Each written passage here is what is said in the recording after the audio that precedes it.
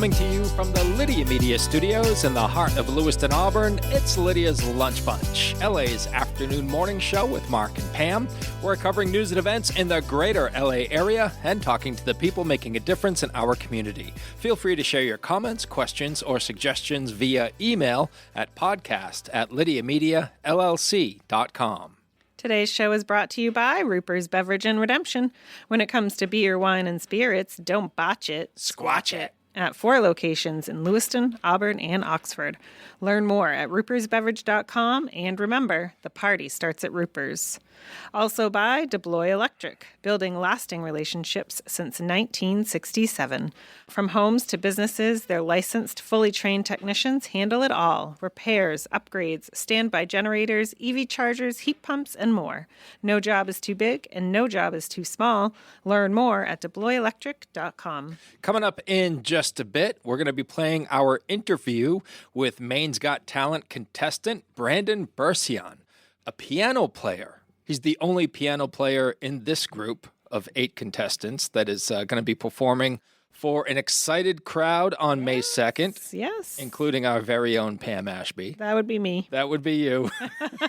Have you picked out your outfit and your makeup and how you're going to do your hair yet? No. Okay. I'm not good at that. I'll stress at the very last minute. All right. And we have company coming this weekend. So It's going to be interesting. Put Kevin in charge of it. No, not a good idea? Okay. I mean, I admire how he puts himself together. I'm not sure I would enjoy him putting me together. Okay. Point taken. Let's change the subject, shall we? Let's take a look at some headlines for Wednesday, April 29th. The Sun Journal reports that Central Maine Healthcare plans to lay off 38 workers in its information technology sector as a result of implementing EPIC, an electronic medical record platform. The affected positions were related to legacy computer systems and overlapping functions. The cuts did not impact direct patient care roles. As part of the City of Lewiston's revaluation, the city mailed proposed value notices to all property owners on April 24th. The proposed value was based on Lewiston sales data collected and analyzed over the past 28-month period. The valuation reflects what the property could sell for today. For more information, visit lewistonmaine.gov/reval. The first reading and public hearing of the City of Auburn's proposed fiscal year 27 municipal budget will be held on May 4th at 7 p.m. in City Council chambers. There will also be the first reading of the city's capital improvement plan and the adoption of the proposed school budget. The budget documents are available for review at auburnmaine.gov. And Andwell Health Partners recently celebrated the impactful service of Deb Fournier as her term on the board of directors concludes. Fournier provided steady leadership during a period of significant growth for Andwell. She played a central role in strengthening governance practices, advancing strategic priorities, and fostering meaningful board engagement. Now it's time for the weather. Rain or shine, it's all okay. Grab your uke and start the day. You don't need perfect skies above. Hey, just a song and a little love. Cloudy today with rain beginning later this evening. We'll have a high of 53 and a low of 43. Rain continues throughout Thursday with a high of 50 and a low of 44.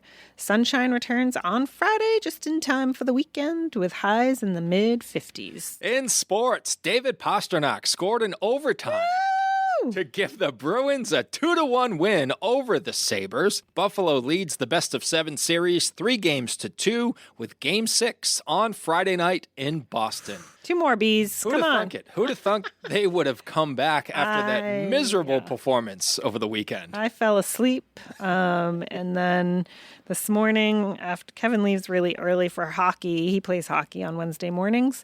He messaged me after his game and was like, I didn't get a lot of sleep, but the Bees won. The Bees won. In overtime. And that's what's important. Yes. With a chance to clinch the series at home, the Celtics lost to the 76ers, 113-97. Boston leads the best-of-7 series 3-2 with Game 6 tomorrow night in Philadelphia. The Red Sox, well, they lost to the Blue Jays 3-0. They'll wrap up the series this afternoon at 3 in Toronto.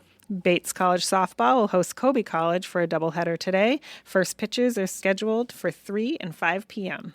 In the Yankee Small College Conference baseball tournament, Central Maine Community College shut out New Hampshire Technical Institute 7-0.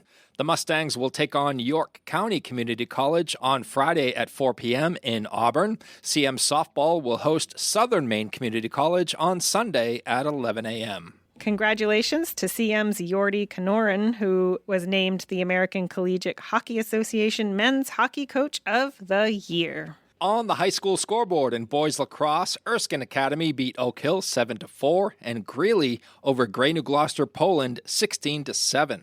Girls lacrosse, Erskine Academy 13, Edward Little 11. Falmouth outplayed Oxford Hills 15-3, and Morse over Lewiston Oak Hill 7-5. And in girls tennis, Lewiston shut down Lake Region 5-0. That is your news, weather, and sports. And right now it's time for the podcast segment that is sweeping the Twin Cities. It's time for famous people birthdays. They're famous.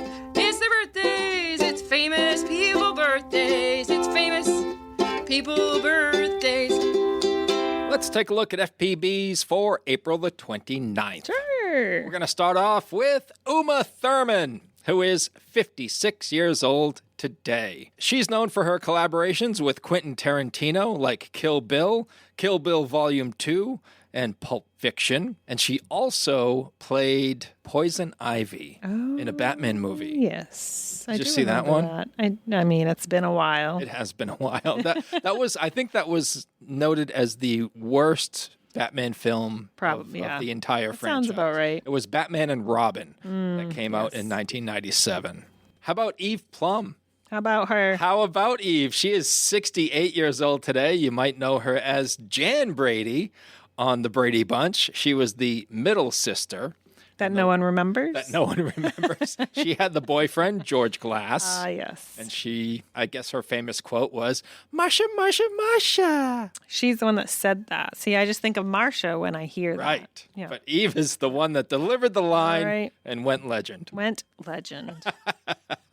Michelle Pfeiffer, 68 years old today. She secured her first leading role in Grease 2 that came out in 1982 and then went on to star in Scarface, which brought her mainstream recognition. And she's done a bunch of other movies as well, like Married to the Mob, The Witches of Eastwick, The Age of Innocence. Oh, she played Catwoman in Batman Returns. A better Batman movie than the one Uma was in. Right.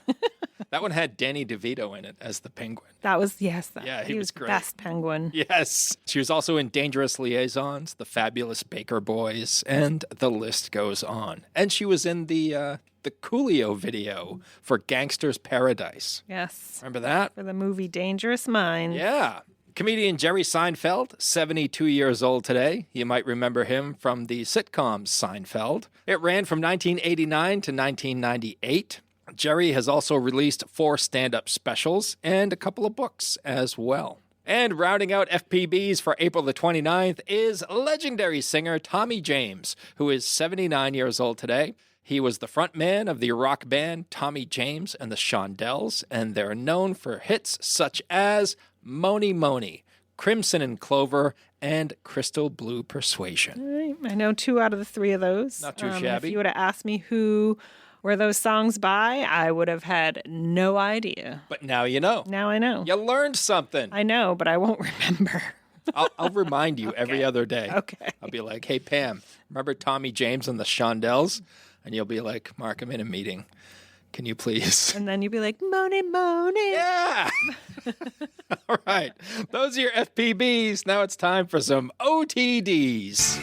It happened on this day. It happened on this day. It happened on this day.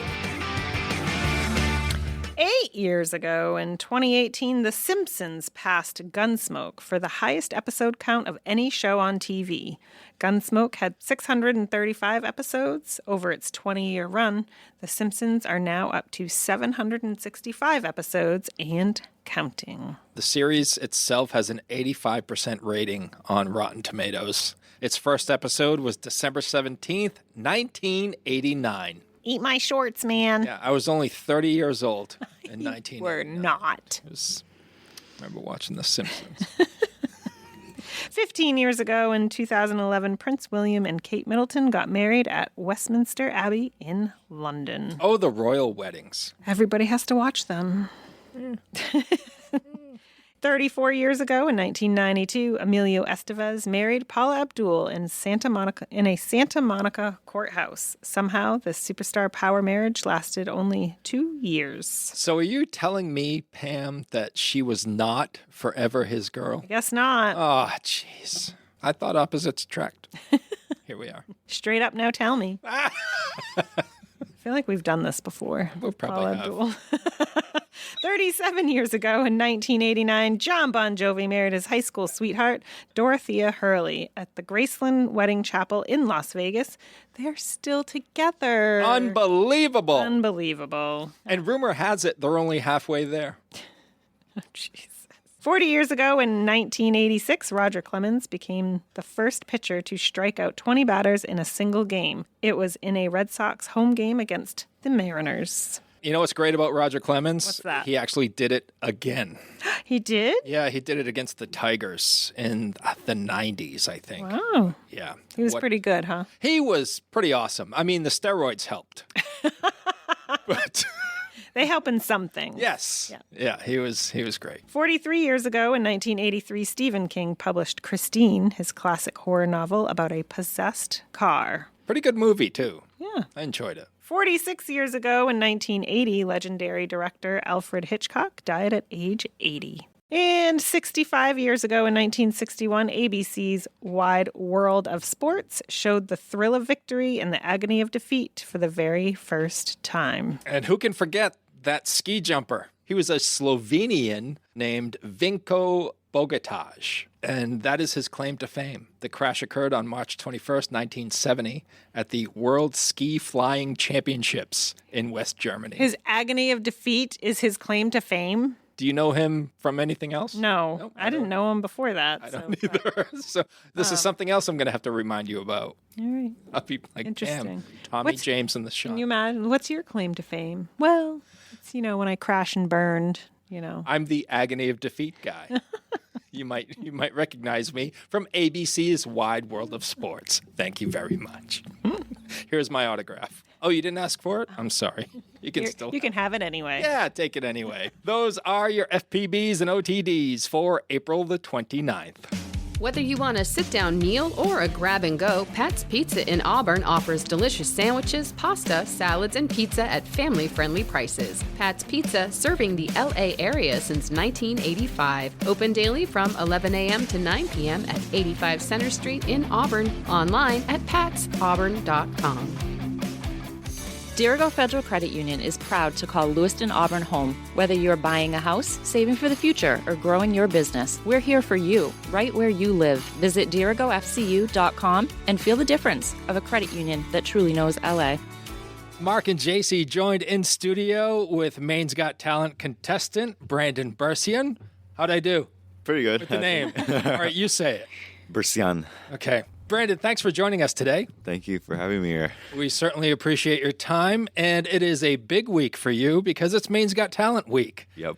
The big day is coming up on May the 2nd, and of course, Maine's Got Talent is put on by Andwell Health Partners, and it is benefiting Andwell's Pediatric Services. It is taking place at the Donald M. Gay Performing Arts Center at Edward Little High School. I believe it is a 1,200-seat state-of-the-art Performing Arts Center. You're going to have the best of the best to wow this audience on Saturday night. What's unique about Brandon that I neglected to mention at the top of the interview is that you do not sing. I don't. No. Tell us what you do. Only in the shower. But... Only in the shower. All right, we'll steer clear of that. Okay.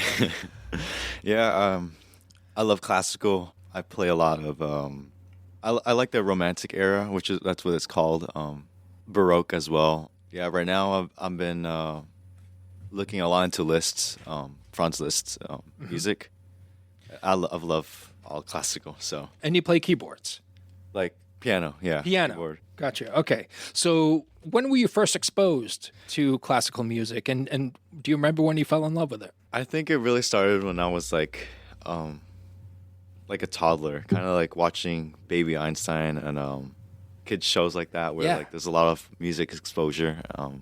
I think that's where it really started. Like toys too, where they have like little keys and they play music and all that. And you took to it right away. And did you discover you had some talent there? A couple years later, this is like when I was like around 11 years old. Some lady from some church, she gave me like this small like 66 keyed keyboard. I always watched YouTube and I saw all this like music stuff and like classical music as well, and all these crazy performances. It was like, wow, imagine being able to like play like that and like perform like such vast pieces of art. I felt very limited because there was like a lot of keys that were missing usually, because like piano's like 88 keys, but this keyboard only had 66. But I started like learning all these like tunes and stuff like that, like I don't know, like commercial jingles and stuff like that. Sure. So the problem with that was that I was self-taught. So I haven't had like a teacher until I was older, until like now. I played a lot of things by ear, a lot of classical music. So then I got really into it. I became more serious about it, and so I would say pre-COVID I got like this keyboard that I have right now. I got much more serious into it, and I started learning like more songs and pieces. And I'm curious how one teaches oneself to play piano. Yeah, I would say, I guess I call myself self-taught because it's mostly by ear. It's trial and error. You know what I mean? Like try to make it sound as close as to the original as possible. Are you buying books at this point? Are you watching videos? Yeah, consuming as much as I can, everything. Yeah. And then you started taking lessons? Yeah, and so I started like 3 or 4 years ago, like formal, like for like sheet music, stuff like that. Do you write any of your own music? I have, but it's not like within the parameter, like the rules, like the stuff like A, B, and B, ternary form, like all that stuff. Brandon, when did you become aware of Maine's Got Talent? So it was just recently, as of this year, I decided, I want to put myself out there a little bit, because I've been told so many times, it's like, wow, you have a talent. You should really, get yourself out there. You should make good use of it. And yeah, I heard of this so my mom found this on Facebook. So it was like, they have like these walk-in, like auditions. And so I just walked in one day and took my keyboard and I, played. And then they were amazed. So yeah. Where was your audition? That was in Portland. What was the experience like? Can you kind of take us through it?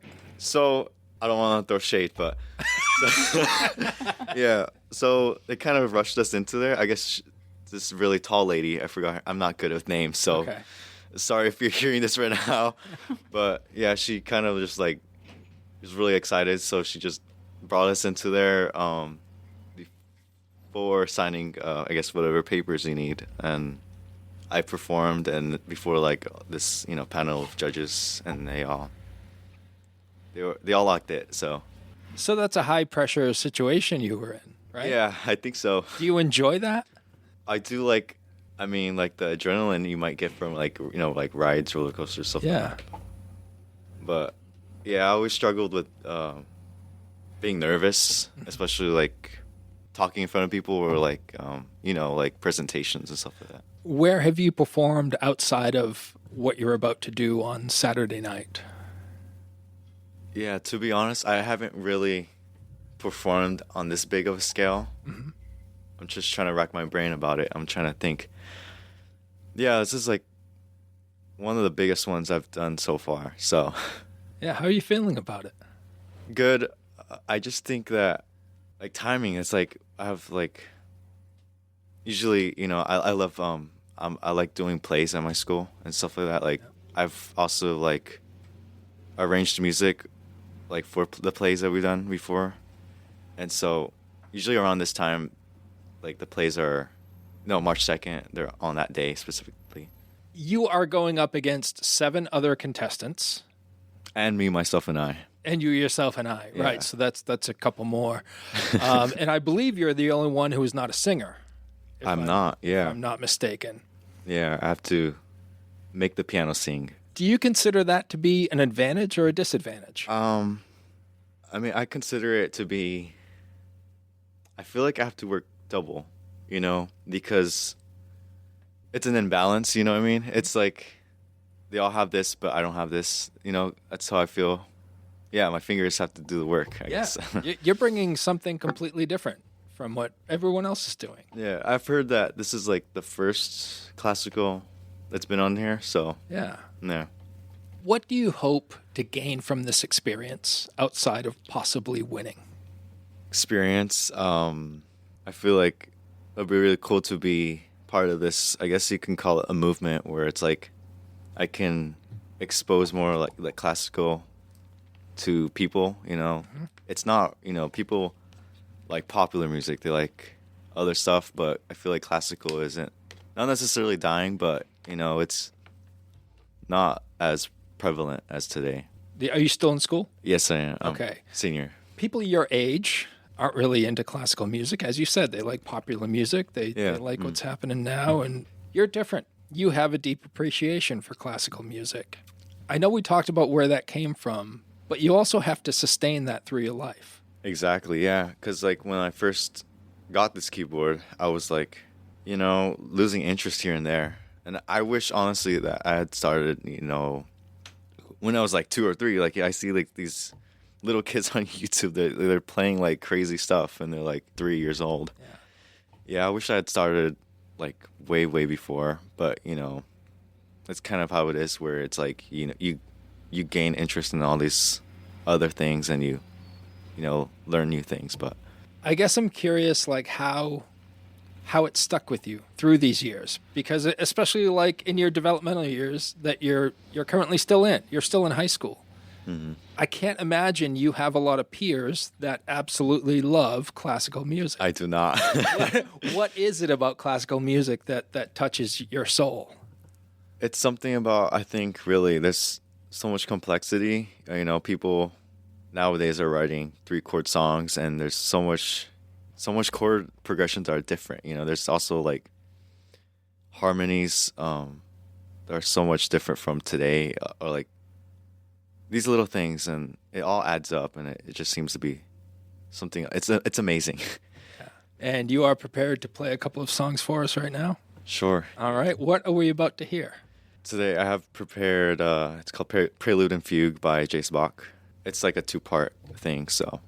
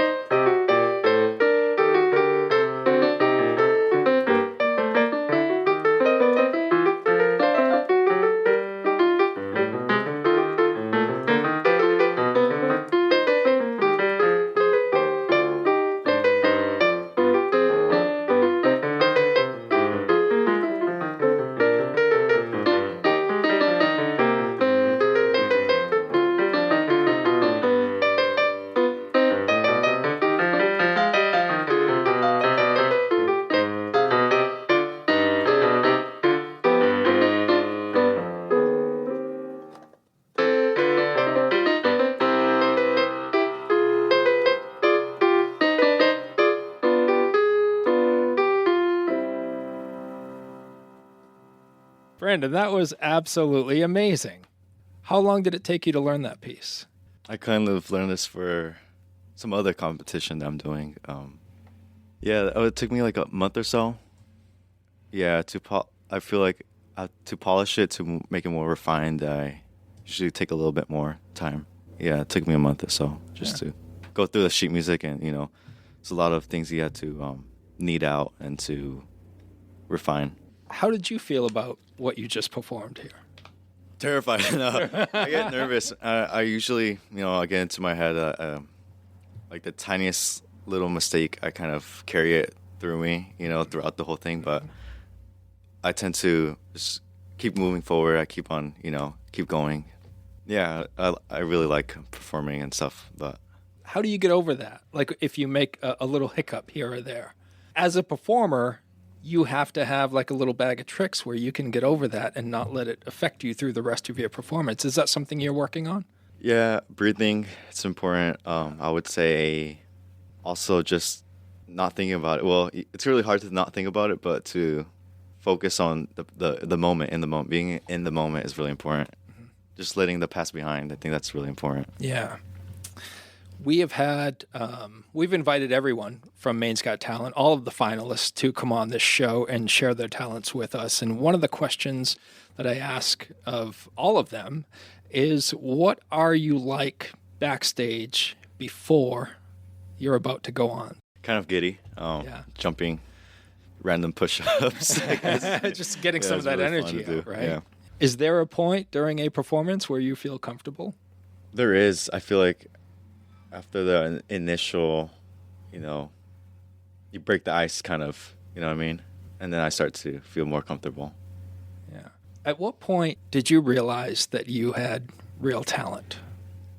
I ask myself that a lot, if it's really talent, because I see people like, you can learn skills and stuff, but talent's something else, it's something different. It's something that shines, you know what I mean? It's something that's unique to yourself, and it's something that not everyone has,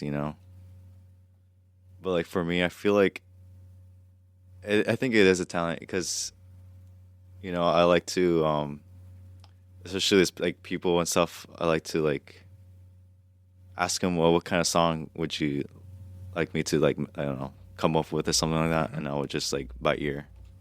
That's mainly what I like to do, or like tunes. What was the process like? So you said that you started lessons just a couple of years ago. What was the process like going from playing everything by ear to into lessons and reading sheet music and stuff like that? What was that? I feel like it's like learning everything backwards, I guess. I feel like that's been a disadvantage in a way, but I'm able to do things my piano teacher can't. Like you would ask me, oh, like, have you heard of this, or like, have you seen this like song, whatever, like it's this piece, and I'll be like, oh, like kind of like this, it goes like this, or like I'll like remind, I guess. Mm-hmm. Yeah. Where do you see yourself in 10 years? Good question. It's hard to tell what will happen in the future, but I see myself, I plan to go on with music. I really think that's a good side thing to do. I love forensics as well, so I feel like that's something I want to, study more. Mm-hmm. So you don't see music as a career for you? It's more... It's possible. It's hard to tell. I'm always discouraged when people say, like, it's always, it's a stereotype where it's like the musician's poor or something like that. You know what I mean? Well, not the ones who play in sold-out theaters. Uh-huh. Right? Yeah, that's the thing. Like, how I see it is, like, to be successful as a musician, you have to be, like, the top of the tops, you know what I mean? Like really up there, like, really good, really good. And what's stopping you from getting there? What's stopping me? I think shyness. Not really. That's the thing I'm learning now. It's like, putting yourself out there. But I think this is a step to that goal. You're sharing your gift with the world. Yeah, I think that's really another of my, I feel like it's a calling for me too. Would you mind doing one more for us? Sure. It's a slower, so I shouldn't be. And what's this one? Moonlight Sonata by Ludwig van Beethoven. Very well known.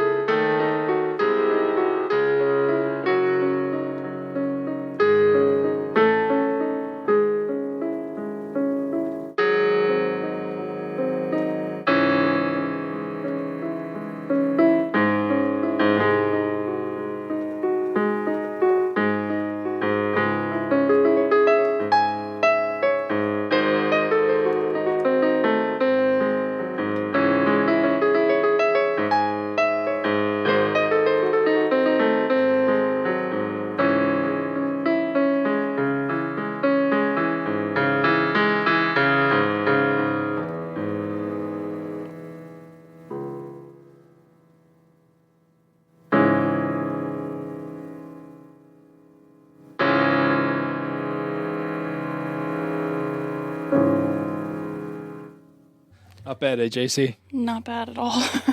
I read a lot in my free time, and I listen to classical music while I'm reading for like background noise, and that's one of my favorite ones to listen to while I read, yeah. Nice. like background noise, right? Yeah. I don't know if I like that background noise. Background noise. Yeah. Well, just so I'm not sitting in silence. Yeah. Right. But Ambiance. yeah. How would you sum up that performance, Brandon? I could do better. I feel like that's what I'm striving towards every time. I feel like I always tell myself I could do better. I can. Yeah, it's funny though. I'm told that I'm hard on myself, but I think that's what makes one better. You know what I mean? Right. That's why you're going to be performing in front of a whole lot of people on Saturday night. Brandon, anything else about yourself or your playing that you would like our listeners to know before we move on to our final segment? I'm playing a better song at the performance. I'm playing something it's really exhilarating. I think, I feel like a lot of people will like it. Okay. And I'm told it's really. I played it a couple of times, and some people have cried before. Wow. And I hope that others will feel the same way, I guess.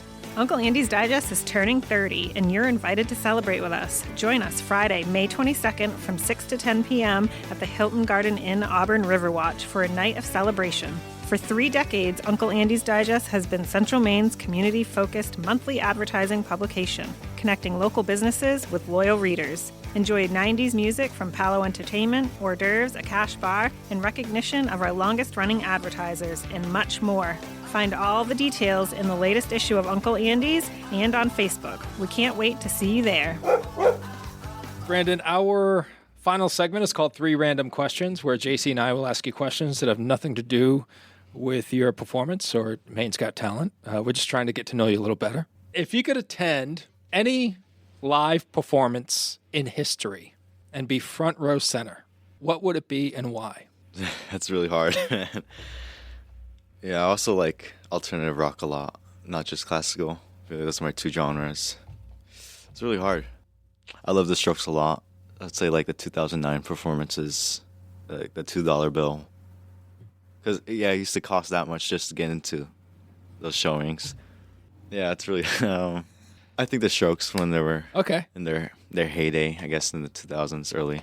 JC, you're up. What is the best gift you've ever received? Like sentimental or just like... Yeah, really anything. Material. I think a family.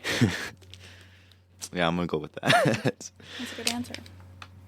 All right, and final question for you. What did you learn about yourself during COVID? I'm an introvert. Yeah. So you kind of enjoyed COVID. Thrived. Right? How so? How did you thrive during that time? You stay in your room.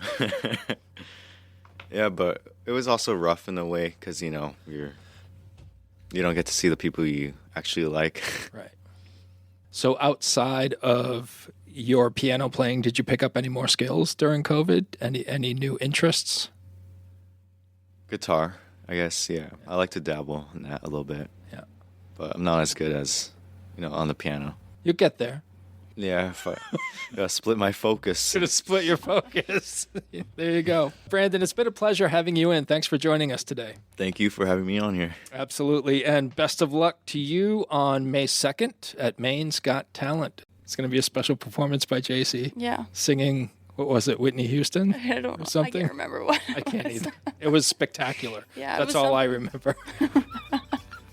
I believe I can fly. There you go. There you go. Thanks to Ruper's Beverage and Redemption and DeBlois Electric for sponsoring today's episode. And if you'd like to be part of the Lydia's Lunch Bunch advertising family, reach out to Pam Ashby via email at pam@lydiamediallc.com.